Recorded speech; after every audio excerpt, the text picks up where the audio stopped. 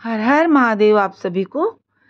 तो आज हम एक छोटी सी कहानी आपके लिए लेकर आए हैं, भाग्य और कर्म को अच्छे से समझने के लिए। इस दुनिया में कर्म को मानने वाले लोग कहते हैं भाग्य कुछ नहीं होता, और भाग्यवादी लोग कहते हैं किस्मत में जो कुछ लिखा होता है वही होकर रहेगा, उसको कोई नहीं टाल सकता।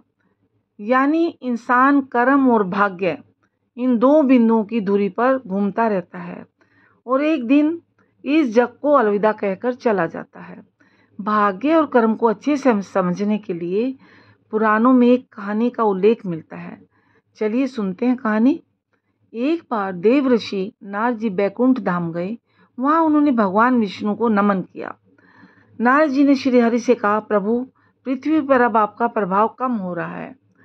धर्म पर चलने वालों को कोई अच्छा फल नहीं मिल रहा। जो पाप कर रहे हैं उनको भला हो रहा है।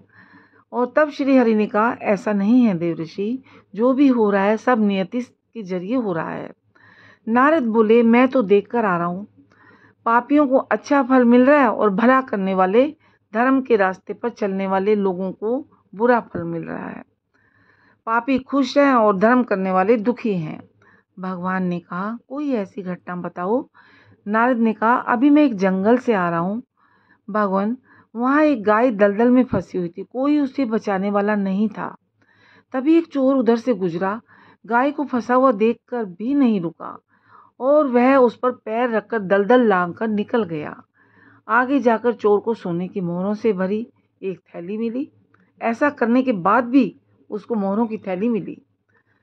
थोड़ी देर बाद वहां से एक वृद्ध साधु गुजरा। उसने उस गाय को बचाने की पूरी कोशिश की, पूरे शरीर का जोर लगाकर उस गाय को बचा लिया।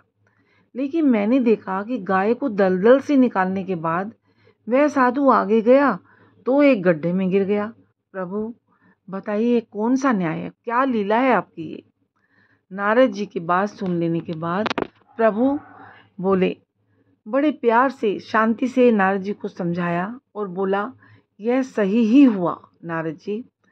जो हुआ, जो चोर गाय पर पैर रखकर भाग गया था उसकी किस्मत में तो एक खजाना था, लेकिन उसके इस पाप के कारण उसे केवल कुछ मोहरें ही मिली। वहीं उस साधु को गड्ढे में इसलिए गिरना पड़ा क्योंकि उसके भाग्य में बहुत बड़ी दुर्घटना लिखी थी, लेकिन गाय को बचाने के कारण उसके पुण्य बढ़ गए और वह दुर्घटना एक छोटी